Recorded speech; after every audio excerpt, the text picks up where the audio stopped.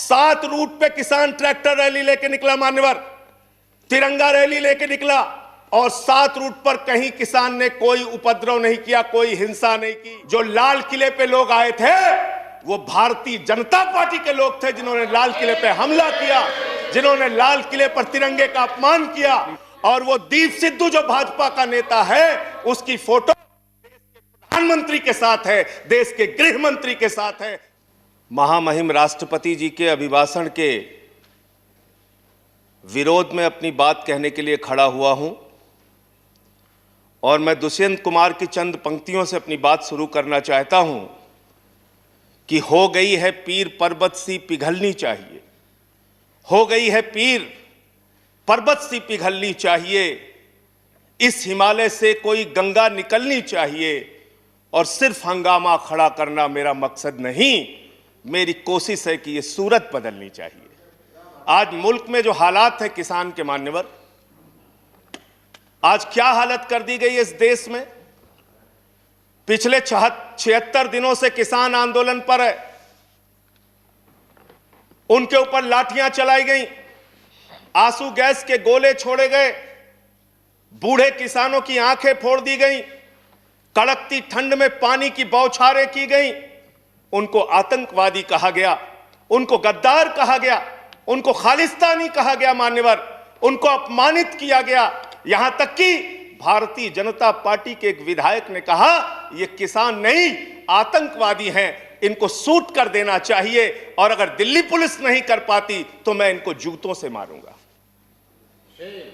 जूतों से मारूंगा। ये भाजपा के लोग कह रहे हैं मान्यवर। इस देश के अन्नदाता जो आपको अनाज पैदा करके आपका पेट भरते हैं, आप उनको जूतों से मारने की बात करते हैं। 11 दौर की आप वार्ता कर चुके, सारी की सारी वार्ता फेल। आप कहते हैं मैं एक फोन कॉल की दूरी पर हूं। मैं पूछना चाहता हूं क्या इस सरकार के पास कॉल करने के लिए 2 रुपए भी नहीं है? अरे 2 रुपए नहीं है तो हम लोगों से ले लो, लेकिन कॉल कर लो किसानों को, कॉल कर लो किसानों को। उनकी पीड़ा चरम पर पहुंच चुकी है मान्यवर। 165 किसानों ने अब तक अपनी शहादत दी है। आप जाइए गाजीपुर बॉर्डर पे, वहां पे 97 साल के इलम सिंह आपको मिलेंगे। उनके 2 बेटे फौज में हैं, रो रो के कहते हैं मुझे इस उम्र में उग्रवादी कहा जा रहा है, नक्सलवादी कहा जा रहा है। उनकी पीड़ा है मान्यवर। आप जाइए टीकरी बॉर्डर पे, आप जाइए सिंगू बॉर्डर पे, पीड़ा के साथ वो लोग कहते हैं शहीद आजम भगत सिंह के वंशजों को, शहीद लाला लाजपत राय के वंशजों को, जलियांवाला बाग कांड में शहादत देने वालों के वंशजों को आप खालिस्तानी कह रहे हैं, आतंकवादी कह रहे हैं, उनको अपमानित करने का काम कर रहे हैं। मैं आपसे पूछना चाहता हूं क्या दुश्मनी है आपकी इन अन्नदाताओं से? चलिए सब कुछ कर लिया आपने, अब तो कम से कम उनके ऊपर दया कीजिए और ये तीनों काला कानून वापस लेना ही पड़ेगा, आपको लेना चाहिए। अब आपने जुल्म की इंतहा कर दी है। आप चले जाइए गाजीपुर बॉर्डर पे मान्यवर, कटीले तार, बड़े बड़े कीले गाड़ दी गई हैं, 12-12 इंच की कीले सड़कों पे गाड़ दी गई हैं। देखकर ऐसा लगता है कि दुश्मन देश की सेना आने वाली है। ऐसी स्थितियां दो परिस्थितियों में जन्म लेती हैं मान्यवर। जब देश का शासक अपनी जनता से डरने लगता है तो ऐसी सीमाएं बेड़ियां बनवाता है, या देश की जनता को शत्रु समझने लगता है तब ऐसी बेड़ियां लगवाता है। यह हो रहा है मान्यवर। आज इनके जुर्म के कारण हिंदुस्तान के महान किसान नेता बाबा महेंद्र सिंह टिकैत के बेटे राकेश टिकैत को रोना पड़ा और यह कहना पड़ा कि भाजपा के लोग घेर कर हमें लाठियों से पीटना चाहते हैं। यह आप करा रहे हैं, यह आप करा रहे हैं। आप डेमोक्रेसी की बात यहां पर करते हैं, आप आजादी की बात यहां पर करते हैं। आपने इस देश की हालत यह बना रखी है कि राजदीप सरदेसाई जैसे वरिष्ठ पत्रकार के ऊपर आपने मुकदमे दर्ज करके पत्रकारिता को भी दबाने और उसको कुचलने का काम किया। हर तरफ जुल्म, हर तरफ एफआईआर, हर तरफ मुकदमे। जो पानी पहुंचा रहा है उस पर मुकदमा, जो डीजल दे रहा है उस पर मुकदमा, जो खाने का इंतजाम कर रहा है उस पर मुकदमा, एनआईए लगा दो, सीबीआई लगा दो, पुलिस लगा दो, जांच लगा दो। अरे वो आपके देश के नागरिक हैं। आप कहते हैं किसानों को यह बिल समझ में नहीं आया, हम बड़े समझदार हैं, आइए हम आपको किसानी बिल समझाएंगे। मान्यवर, इनकी समस्या यह नहीं कि किसानों को यह बिल समझ में नहीं आया, इनकी समस्या यह है कि किसानों को यह बिल समझ में आ गया है और अब ये तीनों काला कानून वापस चाहते हैं किसान। आप बड़े अक्लमंद समझते हैं अपने आप को। अरे किसान को इतना मूर्ख मत समझिए भाजपा के लोगों, वो बिगड़ैल बैल की नाक में नकेल डालते हैं, आपकी सरकार के नाक में भी नकेल डाल देंगे, चिंता मत कीजिए। मैं यहां सुन रहा था मान्यवर, मुझे बड़ा आश्चर्य हुआ, सारी की सारी भारतीय जनता पार्टी की सांसद जितने भी नेता बोल रहे थे, कह रहे हैं कांग्रेस पार्टी ने 2019 के घोषणा पत्र में इसको लिखा था, यह बिल तो कांग्रेस पास करना चाहती थी। जीएसटी की बात करो, यह बिल तो कांग्रेस करना चाहती थी, हम इसलिए इसको कर रहे हैं। लेकिन वो सांसद यह बताना भूल गए कि जब यह बिल कांग्रेस लेकर आई थी तो उस समय स्वर्गीय अरुण जेटली जी ने और स्वर्गीय सुषमा स्वराज जी ने उस समय बिल का विरोध किया था। और कांग्रेस ने अगर 19 के घोषणा पत्र में इस बिल को शामिल किया था तो उनको तो 55 पे पहुंचा दिया, आपने तो लागू कर दिया, आपको 5 पे पहुंचा देगी, इस देश की जनता 5 पे पहुंचा देगी।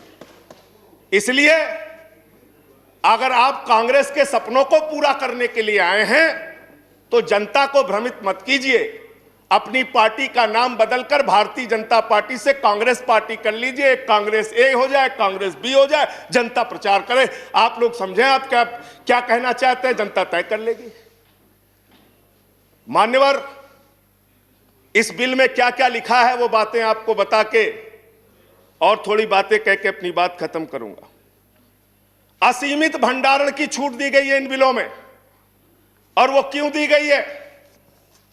2 साल से अडानी का 100 एकड़ जमीन का लैंड यूज चेंज करने की एप्लीकेशन हरियाणा सरकार के पास पेंडिंग थी, लेकिन 7 मई को जब पूरे देश में लॉकडाउन लगा था, उस समय उस लैंड यूज को चेंज करके 100 एकड़ जमीन पर अडानी को भंडारण कोल्ड स्टोरेज बनाने की छूट दी गई और 5 जून को ऑर्डिनेंस के जरिए असीमित भंडारण और कोल्ड स्टोरेज बनाने की छूट दी गई। तो यह बिल किसानों के लिए नहीं लाया गया, अपने 4 पूंजीपति मित्रों के लिए यह सरकार यह काला कानून लेकर आई है।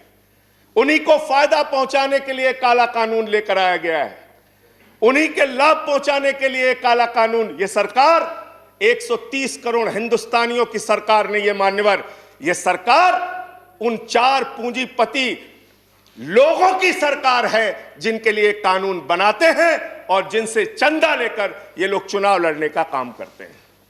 यह उनके लिए बनाई गई है मान्यवर। मान्यवर, इस सरकार में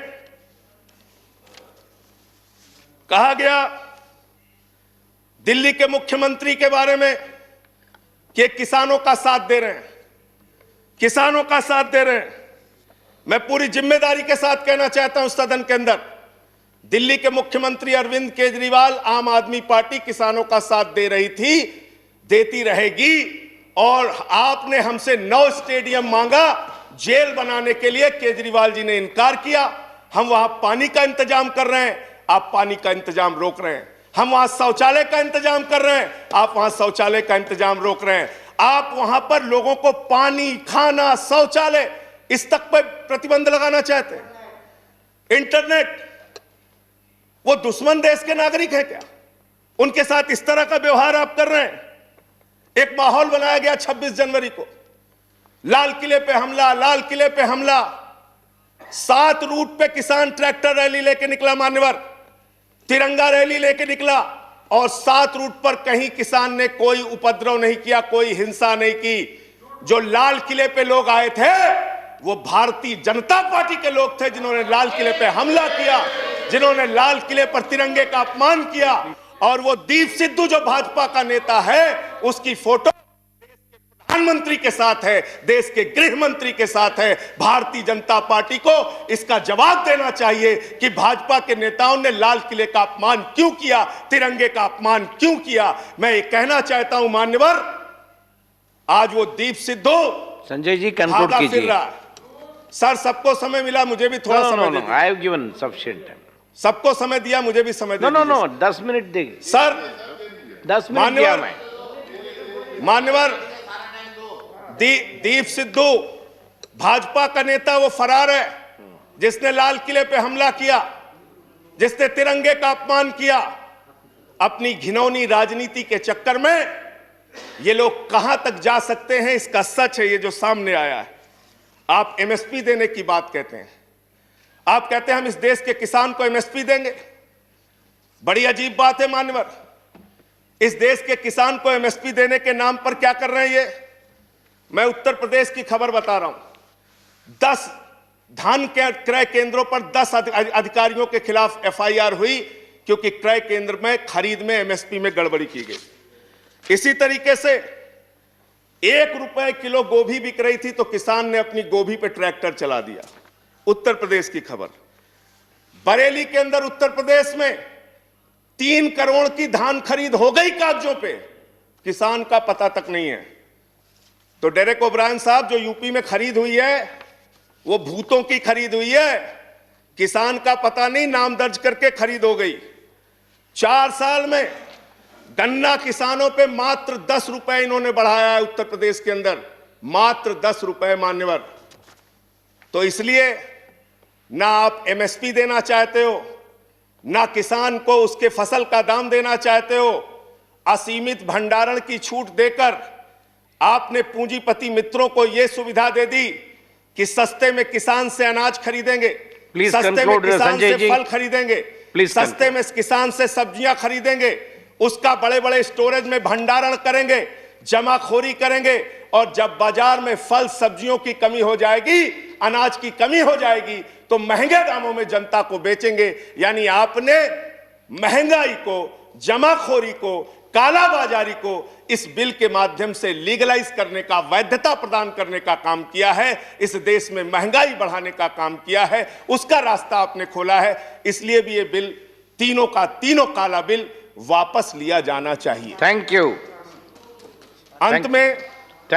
अंत में बजट आपने पेश किया मानोर, बस खत्म करके अपनी बात को खत्म करूंगा, उन्हीं बातों को। Please conclude. सर, बजट इन्होंने पेश किया है, तो बजट के ऊपर और खरीद के ऊपर मैं लास्ट मिनट जो इनका बजट है चंद लाइनों में उसको कह के अपनी बात को खत्म करूंगा कि धरा बेच देंगे, गगन बेच देंगे। धरा बेच देंगे, गगन बेच देंगे, कली बेच देंगे, चमन बेच देंगे। अगर तुम ही यूं ही सोते रहे तो ये फर्जी राष्ट्रवादी वतन बेच देंगे, वतन बेच देंगे, वतन बेच देंगे। धन्यवाद माननीय। Thank you Sanjay Singh ji.